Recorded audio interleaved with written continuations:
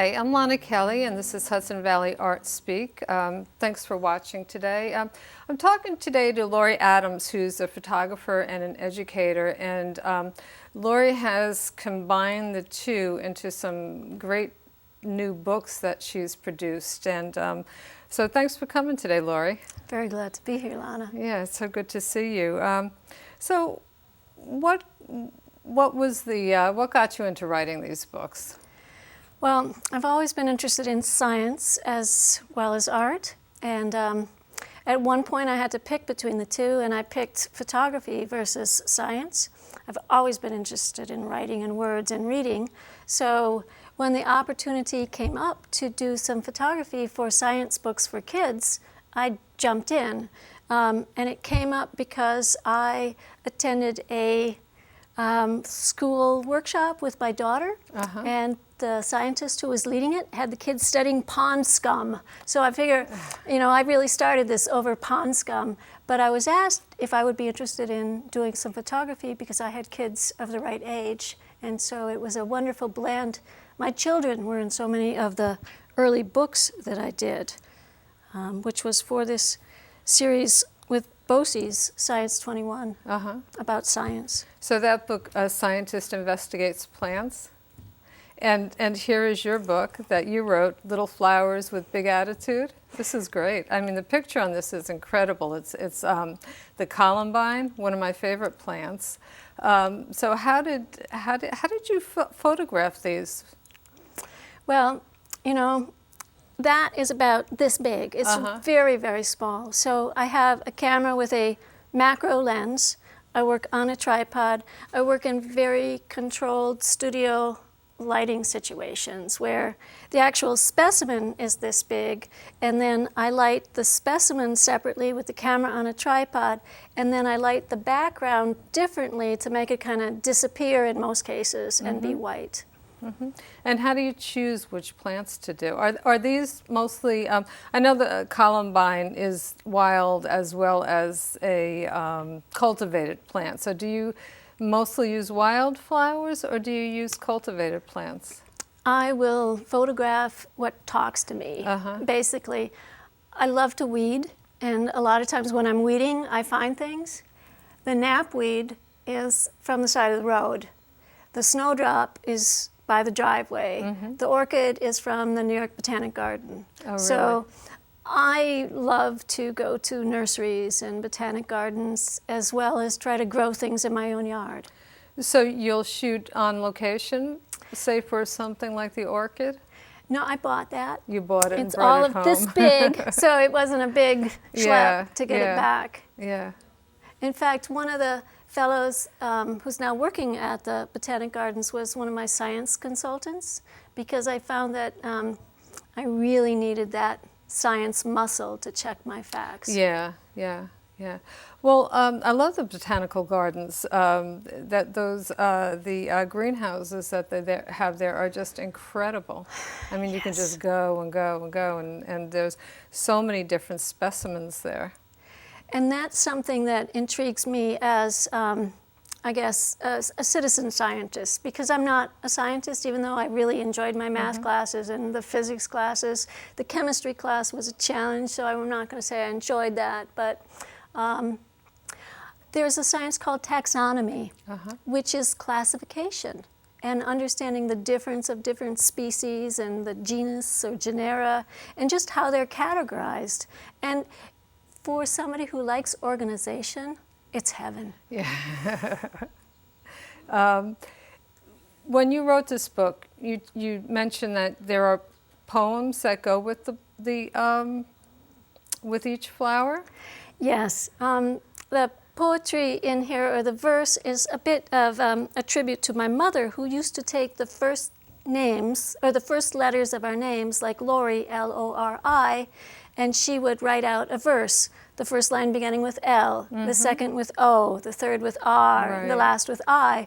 So I've been seeing these all my life. So with orchid, there's the science information about it, but then there's also the poetic expression.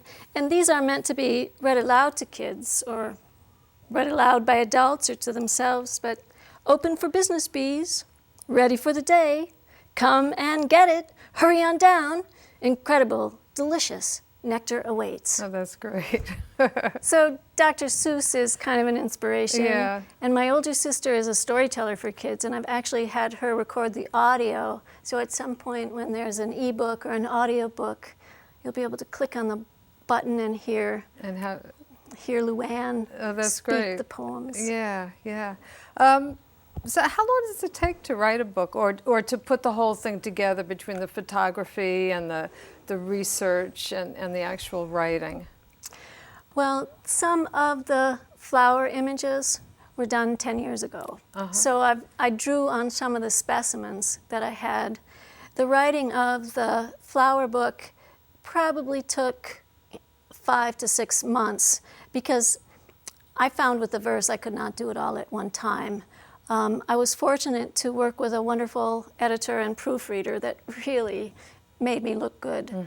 The Triops book, the photography for that was probably started in 2008 or 2009, and it's actually a new version of an older book that's now out of print that I did the photographs for also. Really? But the writing on that one was probably 3 to 4 months on that. And now, well, that's like a big jump from the plants to the triops. Yeah, this is called Timeless Triops, a Prehistoric Creature. Yeah. So, how is this thing still in existence if it's a prehistoric creature? Yeah, it's in existence because humans have not destroyed their habitat, or their habitat hasn't changed much. They live in deserts during the rainy season. One of the things that's so unique about them is they have such a short lifespan. They'll live anywhere from 3 weeks to 3 months, and that's it. When they lay their eggs in these vernal pools, the pools that are only there during the rainy season, as the water begins to evaporate because the rainy season is ending, that triggers the laying of the eggs. When the water totally evaporates, the creatures die, but the eggs have been laid in the sand. When they dry out, they go into diapause, which is suspended animation, and they stay viable for like 20-some years. I was going to ask how many years they can exist. So, I mean, if you've got Triops eggs, you don't need to feel pressure to try to raise them, because they can stay on the shelf for a couple decades. Well, how would you know? How small are they, the eggs? Well, if there was a speck of dust on the table, I would say they're that big. Really? They're like poppy seeds, even a little smaller. And when you do try to raise them, you can get them from different places online.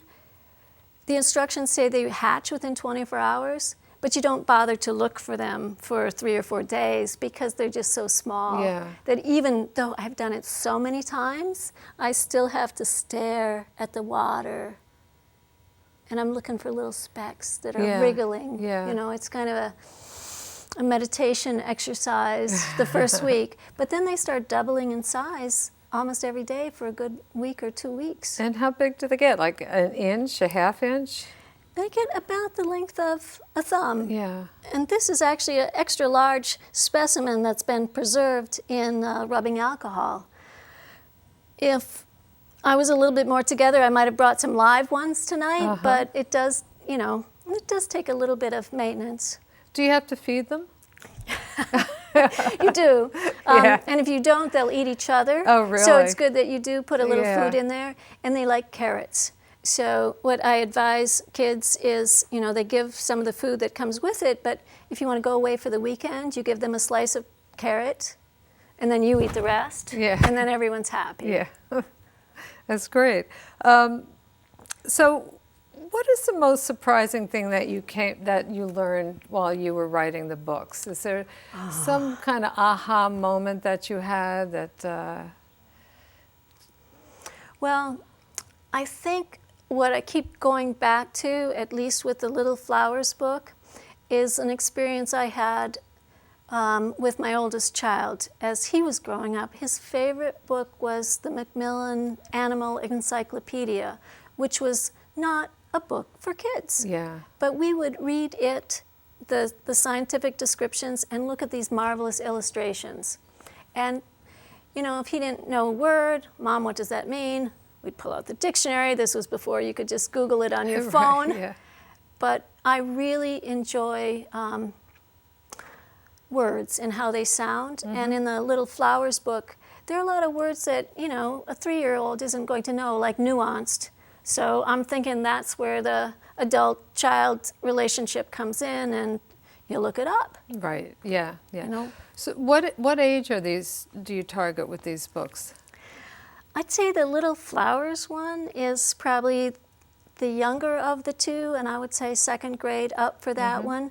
The Triops one, I tell you, I have met some kids that are 2nd graders that are wicked sharp, that know a whole lot more in a way than me. Yeah. So the Triops one is probably written for a little older than 2nd grade, though I'd say, you know, 3rd or 4th. Yeah, yeah.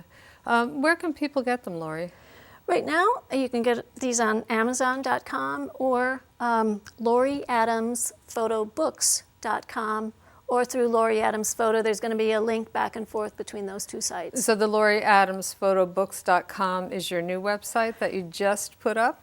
That's right. Yeah. So there might be a few kinks, but you know, hopefully that'll get sorted out. But that's dedicated just to the books, because the other site is more general photography. Right, right.